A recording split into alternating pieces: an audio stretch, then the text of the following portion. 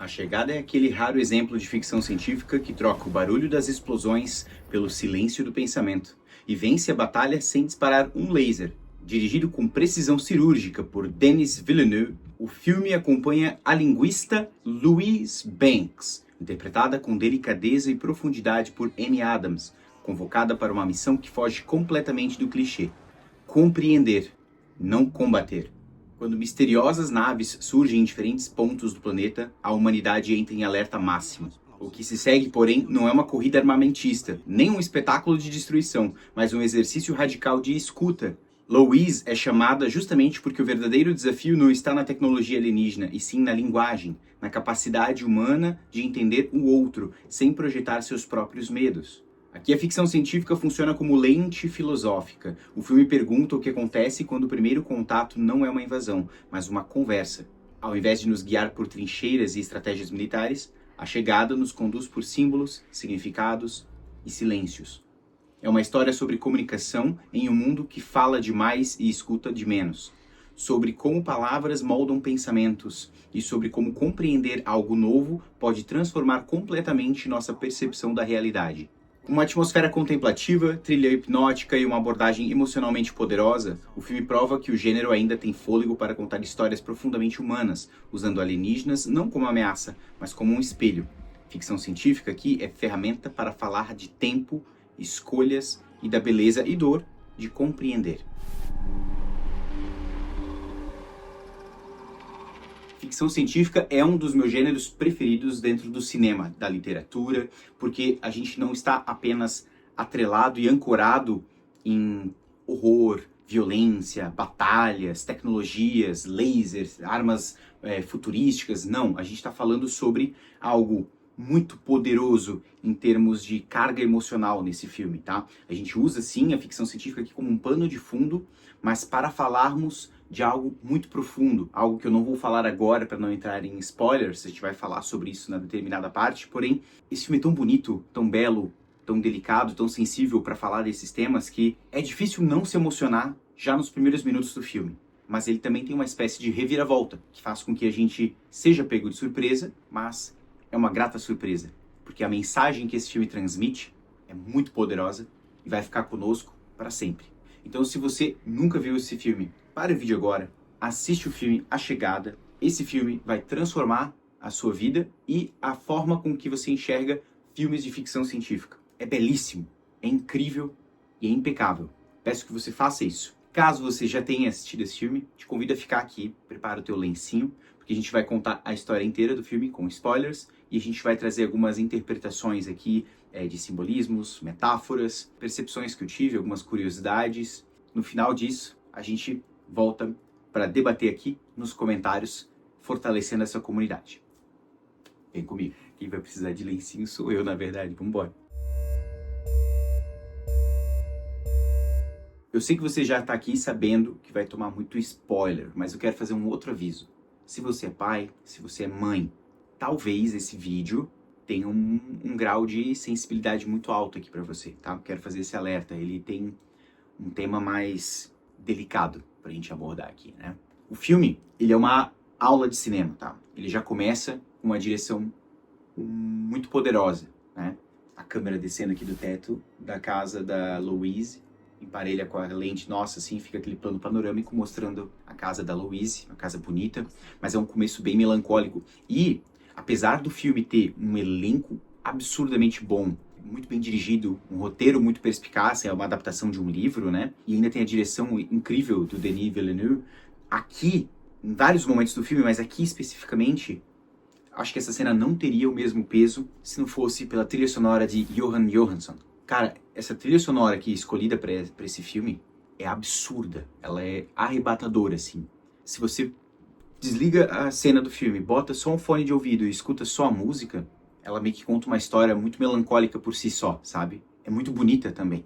E rima com a cena aqui. A gente acompanha a Louise numa determinada fase da vida dela, que vai nos mostrando vários pequenos breves momentos dela com a filha dela.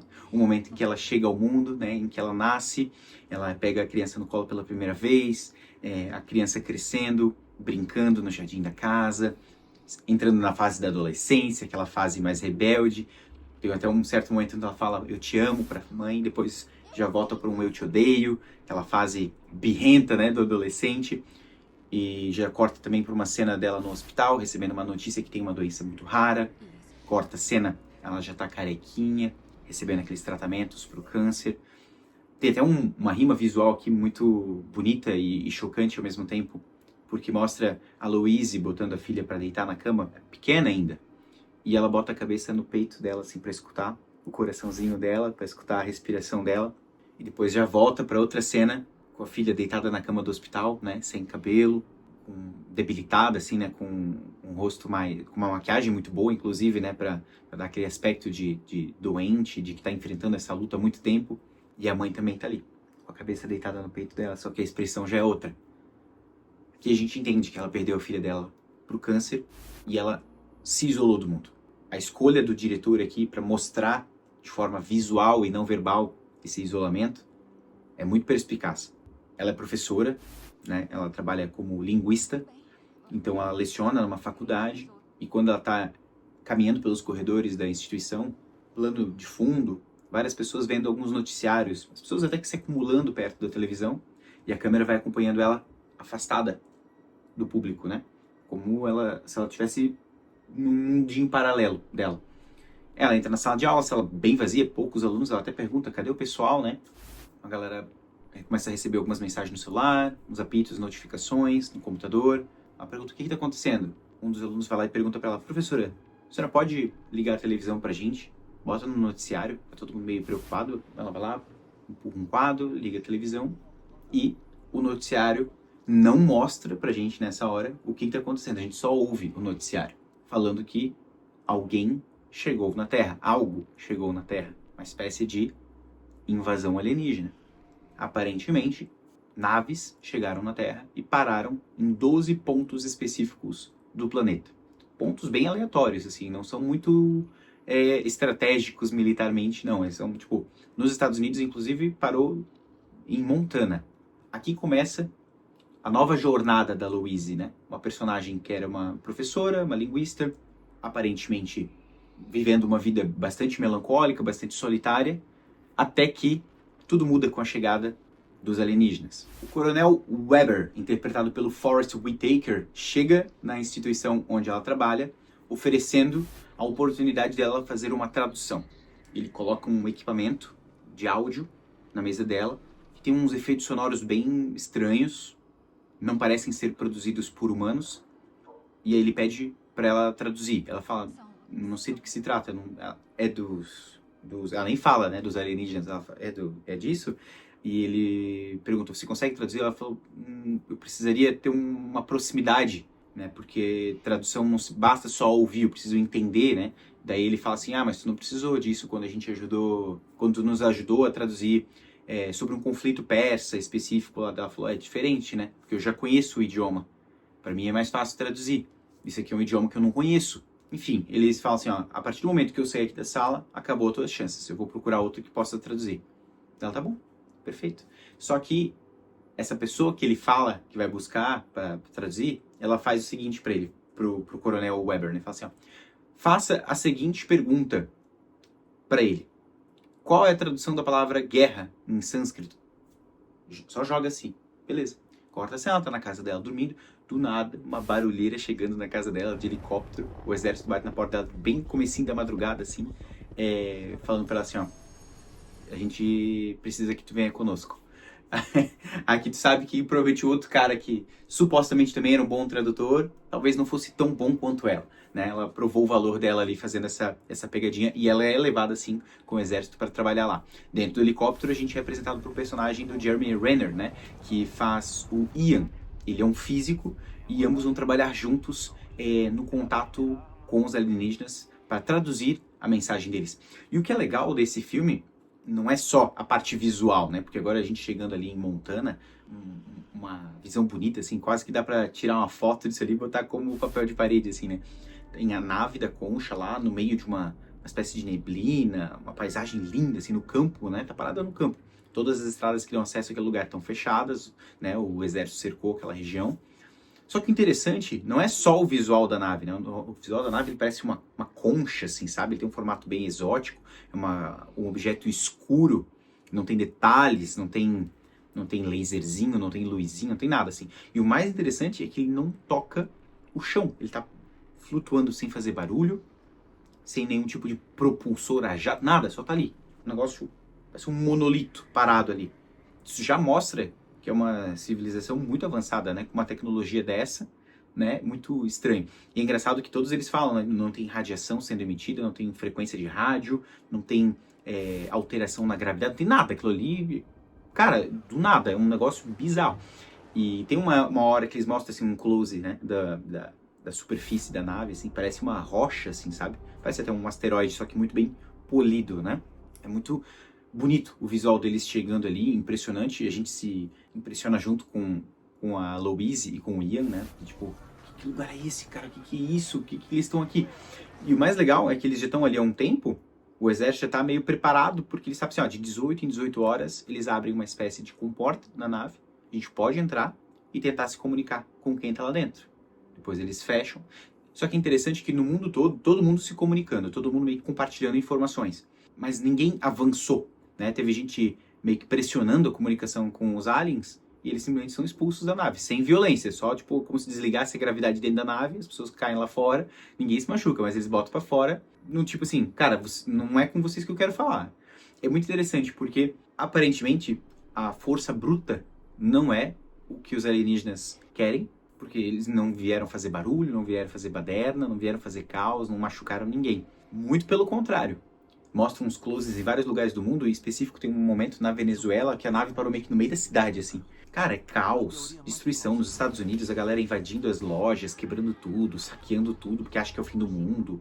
Aí é muita fake news espalhando na internet, gente falando que é o fim dos dias, pessoas usando a religião para manipular as outras pessoas, pra... Cara, é o caos, assim, meu Deus, é literalmente o fim do mundo sem que os alienígenas façam um ai. Nada, eles não fazem nada, nada, só chegam. A própria humanidade se destrói sem nada. Basta que ele só, opa, algo diferente está na área, pronto. É o suficiente para caos, insanidade, pra galera ficar pirada. Cara, é loucura, assim, muito insano. O primeiro contato da Louise e o Ian com os aliens é incrível como essa cena é construída, gente. É absurda como essa cena é construída. Eles vão lá com um carrinho, botam toda uma roupa de proteção, um cilindro de oxigênio e tal. Eles chegam lá com um carrinho, esse carrinho ergue eles até a superfície da nave, abre aquela porta e eles entram. Quando eles entram lá, a gravidade muda. A perspectiva ali é muito doida, porque eles vão meio que... Quando eles estão em pé e eles olham por onde eles entraram, o mundo parece estar invertido de lado, assim, sabe? É muito legal. E eles chegam até a superfície é toda lisa, preta, assim, e um panorama com uma tela branca, assim, eles vão caminhando até lá, parece um vidro branco, né? Daí eles chegam lá e ficam em silêncio, estão com os militares juntos, tem sempre alguém gravando. Daí a Louise pergunta, né, tipo, e agora? Daí o militar ainda fala assim, agora nós aguardamos, se eles vêm até a gente. E do nada vem uma espécie de fumacinha preta lá do outro lado da tela, umas silhuetas escuras se movendo, daqui a pouco tu vê duas criaturas meio tentaculosas, digamos assim, parece até umas mãos, assim.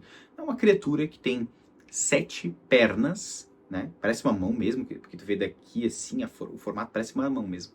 Só que com 7 dedos, digamos assim, né? E aquela criatura enorme, gigante, assim, preenchendo a tela toda lá, são duas, né? E essas criaturas, elas fazem uns efeitos sonoros. Gente, esse tipo de filme é o tipo de filme que você precisa ver com o melhor sistema de som do mundo possível. Não precisa ser o melhor do mundo, mas você precisa ter um bom sistema de som. Caso não tenha, deixa a casa em silêncio para poder ver esse filme. Ou assiste de fone de ouvido. Porque o efeito sonoro aqui é muito doido, cara. É uma coisa absurda, assim. Eles fazem uns efeitos sonoros meio gorgolejantes, assim, e dá umas vibrações, um grave pesado no ambiente. Dá uma até atordoada, assim, nos personagens, porque, pô, são criaturas enormes, assim, sabe? E elas se comunicam de forma diferente. E chega um momento que esse primeiro contato deles não resulta em frutos, né? Tipo, beleza, a gente teve o contato, agora eu sei quem são, mas não consegui me comunicar, não entendi nada. A Louise vai lá e pega, e tem a brilhante ideia de, no segundo momento, pegar um quadro branco e escrever assim, ó, human, né? Humano. Só escrever. e mostra pra eles. Do nada, um deles vai lá, bota o tentáculo dele assim no vidro, abre como se fosse uma estrela do mar, assim, a mãozinha, né? A ponta desse dedo, digamos assim. Encosta no vidro, e dali sai uma espécie de tinta preta, uma fumacinha preta, muito parecido, inclusive, com a tinta preta que os polvos soltam, né, no mar, assim. E aquilo ali cria uma forma, um elemento visual, estético, circular, um símbolo diferente. E aí ela fala, perfeito. É eles tentando se comunicar da mesma forma que eu estou tentando, através de símbolos. Cara, e aqui é um avanço enorme, porque daí agora, beleza, é um desenho. Só que o outro também solta um outro elemento, que são diferentes, os círculos são diferentes. Então são palavras ou mensagens ou até frases complexas diferentes.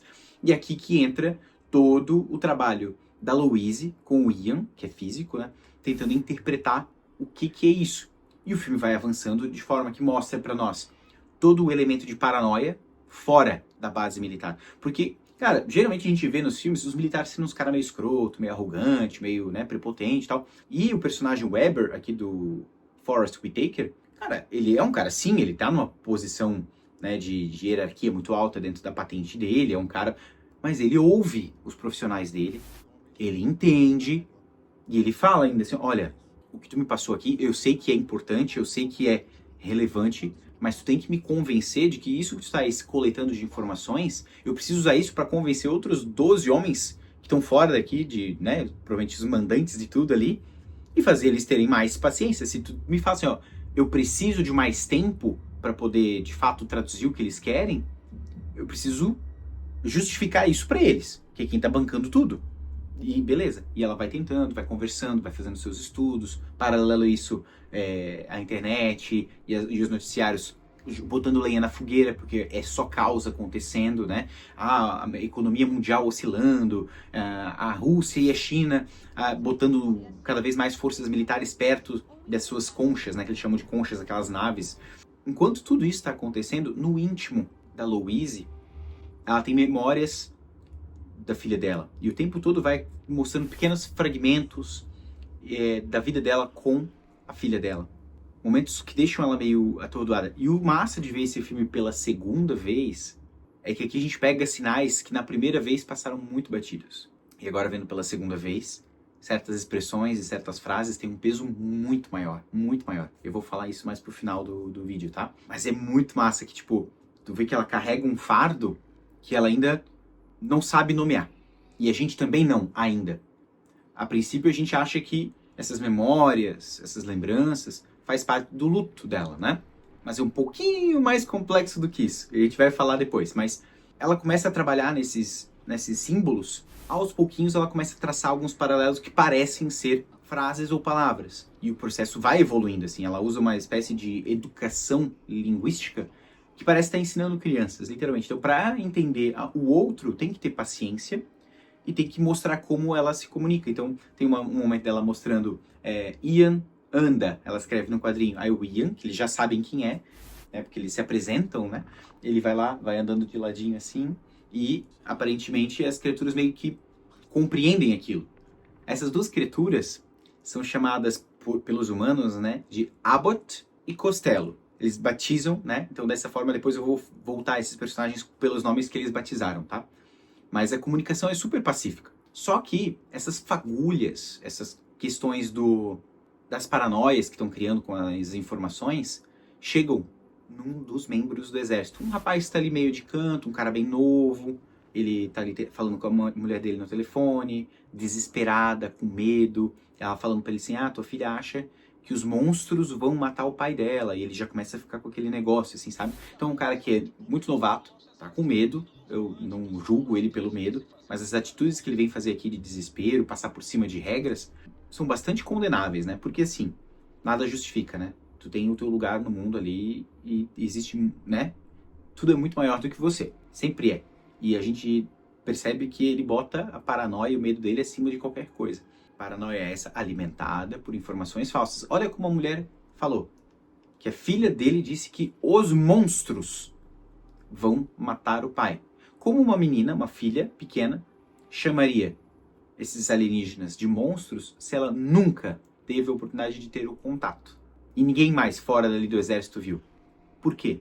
Informações falsas. As pessoas falam verbalizam o que, né, temem o que desconhecem, e chegou nos ouvidos de uma criança ingênua que aquelas criaturas são monstros. Monstros por quê? Eles estão ali há mais de um mês, não fizeram absolutamente nada pra ninguém, e eles são os monstros. Olha só que louco, velho. Olha só que doido. Abbott e Costello continuam fazendo essa comunicação não linear. E esse símbolo, essa comunicação não linear, ela é muito importante para nos dizer, ou nos dar pistas, né, no início agora, sobre como a perspectiva deles sobre a linguagem é muito diferente da nossa, né? A gente tem uma perspectiva linear, certo? A deles é não linear. Então, o fato de ser circular assim é que tem começo, meio e fim ao mesmo tempo, de forma simultânea. E isso é bem importante sobre o contexto do filme em um determinado momento que a gente volta a falar aqui. Mas ela percebe isso, a Louise. E na medida que ela avança nesse estudo e vai compreendendo esse idioma, mais se intensificam essas memórias, essas visões que ela tem da filha em diversos momentos da vida, né? Dela neném, dela criança, dela contando para a filha sobre a doença. E aquilo parece impactar muito a Louise. Sempre que ela acorda dos sonhos dela, dessas visões, ela está sempre muito perturbada. E a gente compreende, né? Faz parte do processo de luto, não é mesmo? Só que aqui, como eu falei antes, é muito mais complexo do que isso. E à medida que eles avançam na comunicação com Abbott e com Costello, chega um momento muito crucial em que o exército fala: a gente precisa de alguma coisa, precisamos de alguma palavra. É engraçado que a Louise, inclusive, fala pro general, ali pro coronel, uma coisa muito... Ela fala assim, ó, canguru. Ele, o que isso quer dizer? Quando os primeiros navegantes chegaram lá na Austrália e encontraram os nativos lá na Austrália, eles olharam um certo animal curioso que ficava saltitando, que carregava o filhotinho numa bolsa e perguntaram: qual que é o nome daquele bicho? E o nativo lá respondeu assim: canguru. E eles batizaram aquela criatura de canguru porque achavam que aquilo era o nome. Quando descobriram depois, no futuro, que canguru queria dizer eu não sei. Tu entende? Eu não sei. E ficou por isso. Então, ela usa esse argumento. Depois ela vai lá e fala pro Ian que é mentira. Isso nunca aconteceu. Mas ajudou a reforçar o ponto dela, né? Que o perigo de você tentar se comunicar e interpretar as coisas de qualquer forma é colossal. E isso se comprova. Porque em um determinado momento, quando eles já têm alguns aparatos bem complexos, com bastante variação de combinações daqueles símbolos que formam palavras, né? Ela pergunta, né? Ela vai combinando esses elementos e monta uma frase e espelha pro Abbott e pro Costello, perguntando o seguinte: qual o propósito de vocês na Terra? E a resposta que eles projetam no visor é dar uma arma. Essa é a tradução. Cara, isso é um estopim, assim, é o suficiente para criar um caos colossal no mundo. Ah, pronto, eles querem arma, eles querem dar uma arma, querem fazer as nações lutarem umas contra as outras, é por isso que eles estão em 12 pontos diferentes da Terra, e não sei o que, e mais conspiração, mais conflito, vilanizando, né, os alienígenas, e a China, preocupada com isso, vai lá e fala assim: olha, cortaram a comunicação com o resto do mundo. Interessante porque a forma que eles lá na China resolveram se comunicar com os alienígenas foi através do Mahjong, né, que é um joguinho com símbolos, com desenhos e tal. Então eles também perceberam que não era só com palavras que dava para se comunicar, mas com símbolos, né? Só que, com medo de retaliação, eles resolveram dar 24 horas para os alienígenas partirem, senão eles iam atacar. A Louise se encontra num cenário aqui caótico, porque ela não sabe muito bem o que fazer, ela precisa resolver isso. E aquele jovem, eu vou chamar de merdeiro, porque é quem faz merda mesmo, né? Que recebeu a ligação da mulher, falando que ela estava com medo que o marido morresse, né? Que a filha estava com medo. O que ele faz? Ele e mais alguns jovenzinhos ali militares, eles botam umas bombas e sobem aquilo para dentro da nave. Olha só, quando estava a Louise e o Ian sozinhos lá. O grau de responsabilidade e de afeto que eles já tinham criado com Abbott e Costello, essa intimidade que eles tinham, era o suficiente para eles não precisarem mais daqueles trajes. Eles perceberam que aquilo não tinha radiação, não tinha nada tóxico. Eles simplesmente chegaram na nave lá, tiraram as roupas, porque a Louise falou assim, ó, pra gente se entender, eles precisam me ver, eles precisam me conhecer. E aqueles trajes, aquelas coisas ali, não tinha essa humanidade, essa intimidade. E ela tira, e o Ian também repete e tal. Então, só os dois lá, sem os trajes, e do nada, acho que foi o Abbott, ele começa a bater com o tentáculo dele no vidro, meio que cutucando assim, o que tá acontecendo? Ele não tá falando, ele só tá batendo. E do nada, uma explosão lá dentro. Só que, pro Ian e pra Louise não se machucarem, ele joga eles pra fora com aquele negócio da gravidade e eles caem lá sem nenhum arranhão. Sem nenhum arranhão. Quando a Louise... beleza, eles vão pra base e tal, vê que tá tudo ok, não se machucaram. Ela vai lá de novo, sozinha. O exército nem impede ela, só deixa ela chegar lá e eles sobem, tá? Eles estavam bem pertinho do chão antes, né? Agora eles sobem para uns 800 metros. E esses 800 metros, não tinha como eles levar alguém lá a 800 metros, né? Porque tu teria que entrar por baixo da nave bem... Não tem como, né? E eles mandam tipo um podzinho assim, uma nave pequenininha. Ela entra, parece um caixãozinho, e aquilo sobe. Quando ela entra, ela já tá do lado oposto do que ela sempre esteve durante o filme. Ela tá do lado dos heptapods ali, né? Que é o nome das criaturas, né? E aquela cena ali é tão lúdica e tão... Cara, parece um sonho.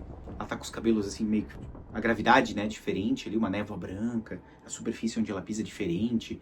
O som fica mais abafado. É uma outra atmosfera mesmo, né? Mas ela consegue respirar ali. E do nada, tu vê a verdadeira forma de uma desses heptapods, né? Um deles se aproxima, que é o Costello. Aquele corpo que a gente via o tempo todo que parecia uma mão, era só a parte de baixo do corpo. Eles ainda são mais, tipo... É quase um cotovelo inteiro, né? Porque, tipo, é grande, cara, enorme. Um design de produção muito interessante. O formato da criatura aqui é muito diferente do que tu já viu em qualquer outro tipo de filme. Eu vou deixar umas cenas aqui do design da criatura fora do filme, né? Como foi desenhado, pra vocês verem. Parece uma coisa meio humanoide e alienígena ao mesmo tempo. É bem massa, assim. E do nada, a gente percebe que a comunicação que ela tem com os heptapods é muito fluida. Porque agora ela compreende o idioma.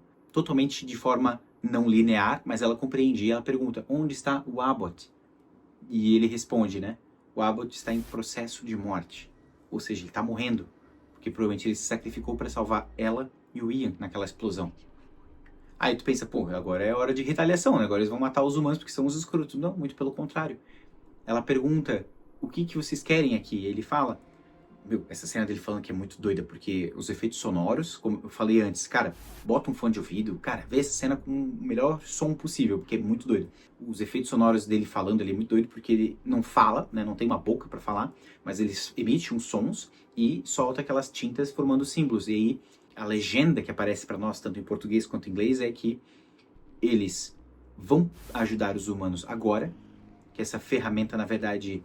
Essa arma que foi traduzida é uma ferramenta, é um presente. Eles vão dar um presente para a humanidade, porque em 3.000 anos eles precisarão da humanidade. Aí a humanidade irá ajudá-los. E ela volta, meu, atordoada. E toda essa questão dela, dessa não linearidade da linguagem aqui, também está atrelada a um elemento sobre percepção do tempo e espaço. No filme é plantado em algum momento, num diálogo entre ela e o Ian, sobre a capacidade que a gente tem de perceber o mundo ao nosso redor através da cultura e da língua. Se você tem um novo idioma na sua cabeça, isso altera a sua visão de mundo. Isso é baseado numa teoria, né, de uma pessoa, uma teoria de 100, 200 anos atrás, assim. Mas aqui no filme eles levam essa teoria como algo literal. A partir do momento que ela compreende o idioma deles e entende essa não linearidade, ela também começa a ter visões do futuro. Aquele momento em que ele está lá com ela conversando na nave, ele fala que o tempo e o espaço para eles funciona de forma não linear.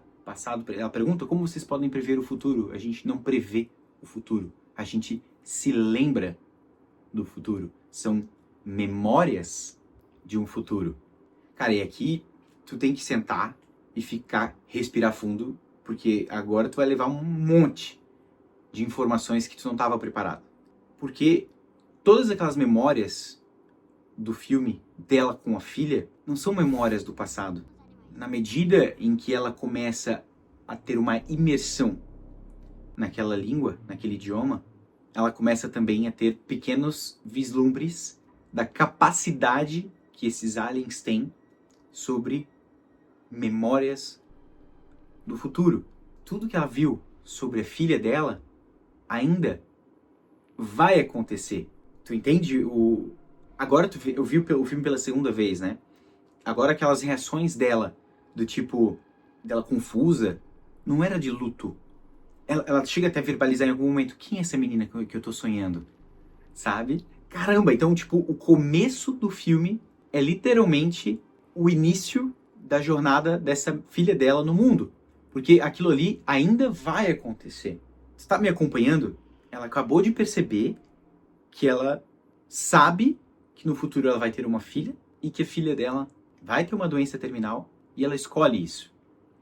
E esse momento é tão bonito de quando ela volta, ainda tá meio perdida com isso tudo, absorvendo tudo isso sobre a filha, ela percebe também, ela tem um vislumbre do futuro dela, tipo assim, pós-conflito, os aliens já foram embora.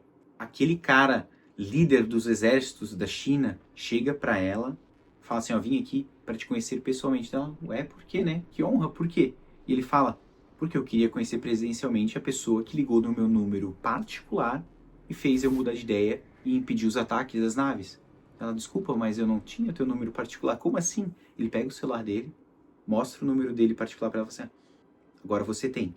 Cara, só de lembrar que me arrepia, tá? Porque ali ele também teve essa compreensão da não linearidade do tempo e que ele mostrando esse número pra ela, ela lá do passado estaria sabendo, e ela de fato sabe, porque a gente acompanha essa transição futuro, passado, muito boa, essa edição aqui na direção dessa cena, porque ela pega como eles estavam sem comunicação, ela realmente pega o celular de uma pessoa de um cargo importante ali, sai correndo, os militares vão atrás dela, ela liga pra esse número, que ela não sabe nem o que dizer, e ela do futuro, falando com aquele cara da China, fala assim, você disse pra mim as últimas palavras de vida que minha esposa me disse antes de morrer.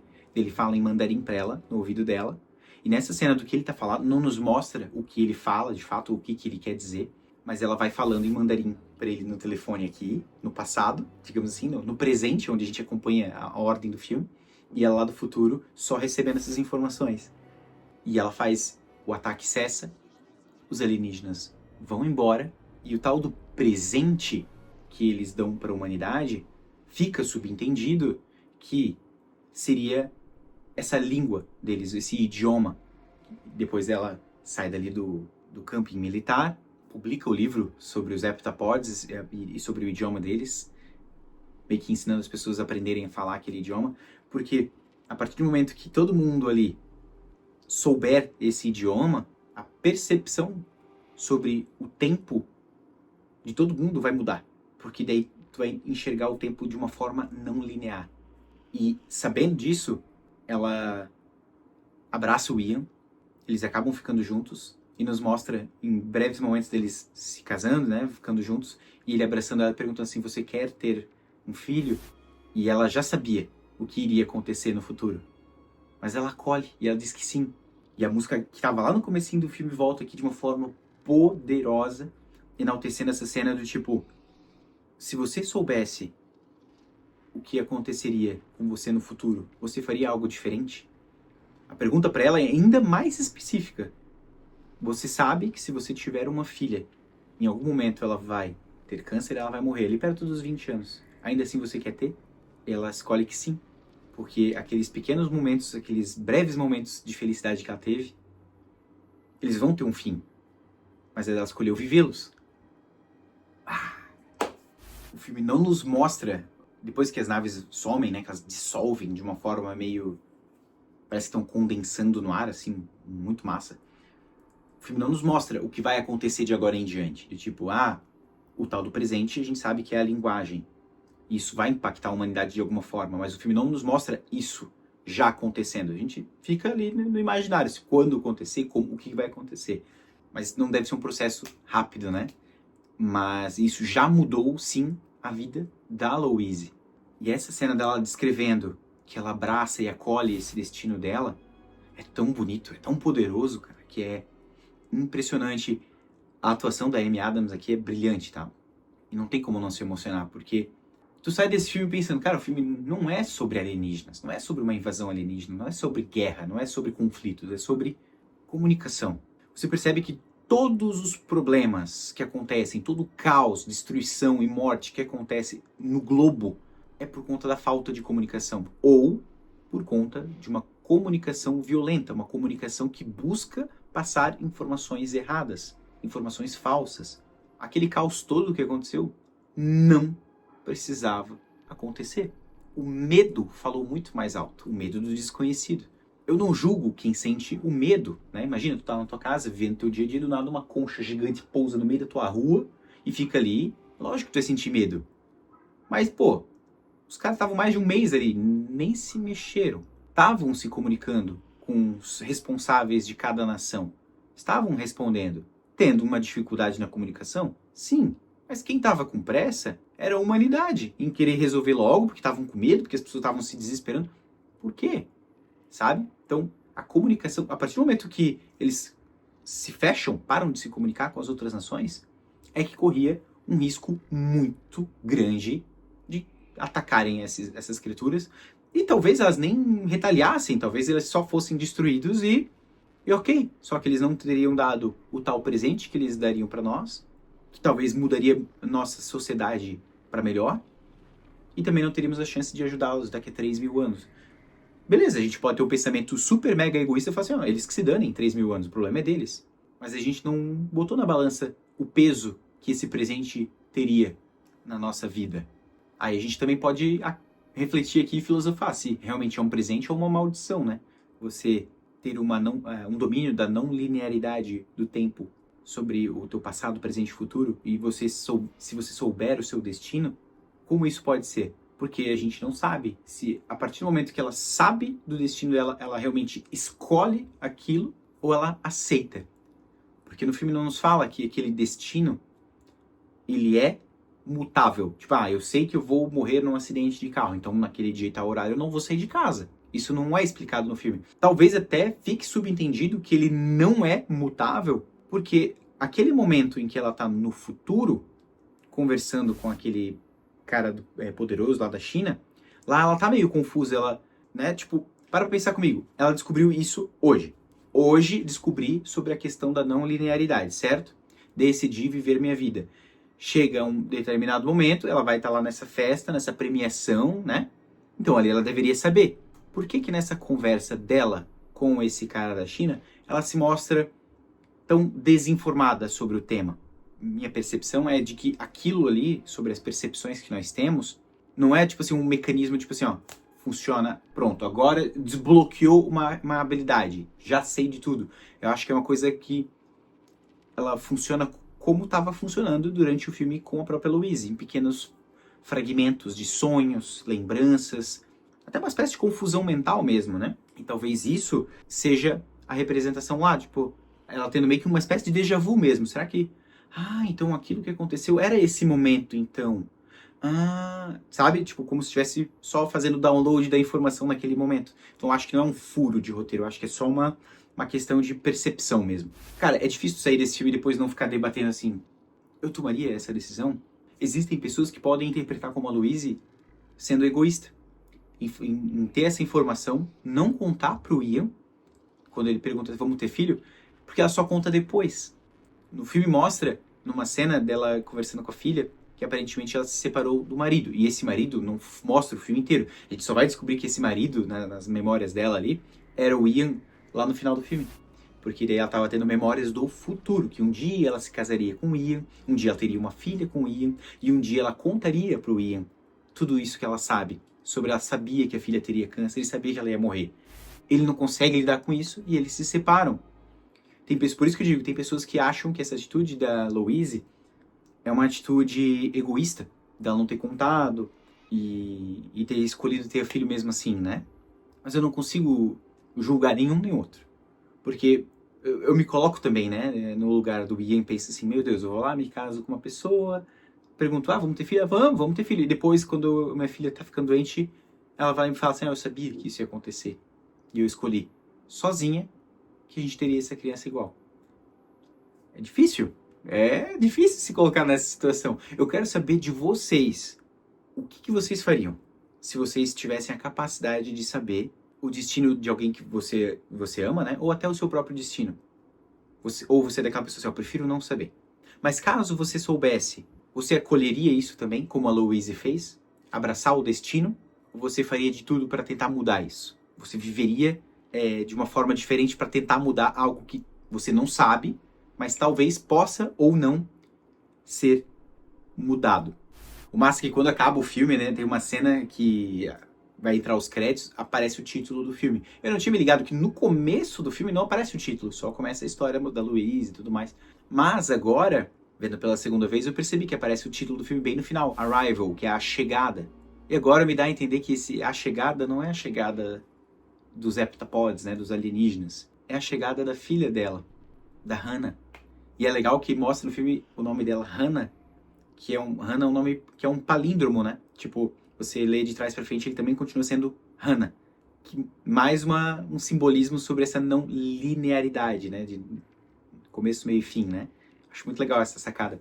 Mas por que eu acho que A Chegada é sobre ela? Porque o nome do filme, A Chegada, é diferente do livro que é a adaptação, né? O nome do livro que inspirou o filme é A História da Sua Vida.